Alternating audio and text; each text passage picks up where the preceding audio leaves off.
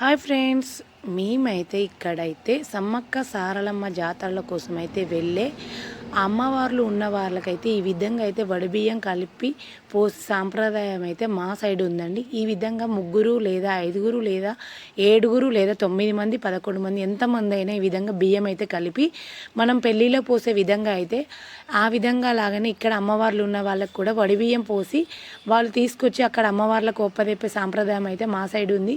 మీ side ఎవరికైనా ఉందా లేదా అనేది కామెంట్ రూపంలో కామెంట్ చేయండి.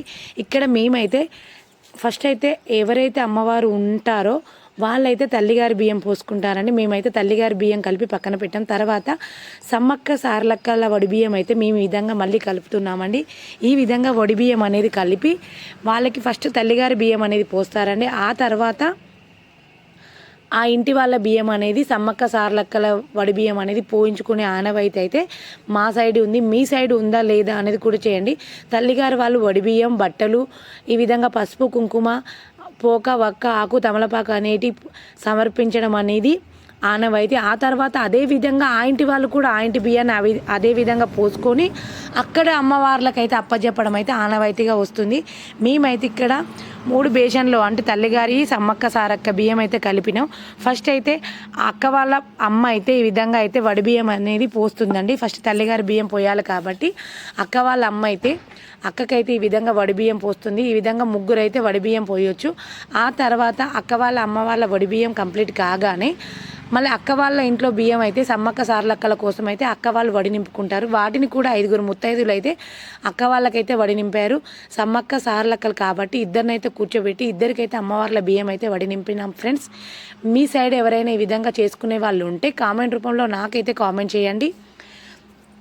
ఈ విధంగా అయితే చేసుకొని వాళ్ళైతే మేడారం వెళ్ళిన తర్వాత అక్కడైతే అమ్మవార్లకి ఈ బియ్యాన్ని అయితే సమర్పించి తల్లిగారు పెట్టిన చీరలతో అయితే ఆ వడి బియ్యాన్ని అనేది అక్కడ సమర్పించడం అయితే సాంప్రదాయం. ఇక్కడ నేనైతే వడి బియ్యం అయితే ఈ విధంగా పోస్తున్నాను ఫ్రెండ్స్. ఆ తర్వాత 5 ముత్తైదులు ఈ విధంగా కంప్లీట్ కాగానే మళ్ళీ నెక్స్ట్ సమ్మక్క సారలక్కల బియ్యం అయితే వాళ్ళకైతే పోస్తున్నారు ఫ్రెండ్స్. ఈ విధంగా అయితే అందరూ అయితే పోయడం కంప్లీట్ అయింది. చూడండి ఫ్రెండ్స్.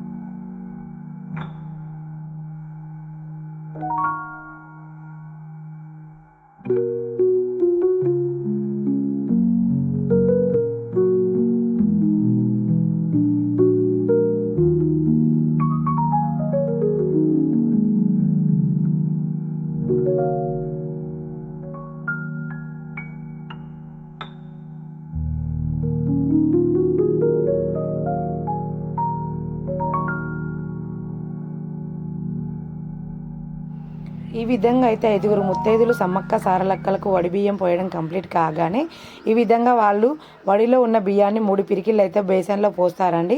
ఆ తర్వాత వాళ్ళు లేచి ఆ బియ్యాన్ని అయితే వడికి కట్టుకొని బయట గుమ్మానికి పసుపు కుంకుమలతో బొట్టు పెట్టి లోపలికి బయటికి 3 సార్లు తిరిగి తర్వాత లోనికి వెళ్ళి దేవుడి దగ్గర ఆ బియ్యం పెట్టి అయితే మళ్ళీ తర్వాత బియ్యాన్ని తీసుకొని మేడారం జాతరకైతే బయలుదేరుతారు ఫ్రెండ్స్. బాయ్.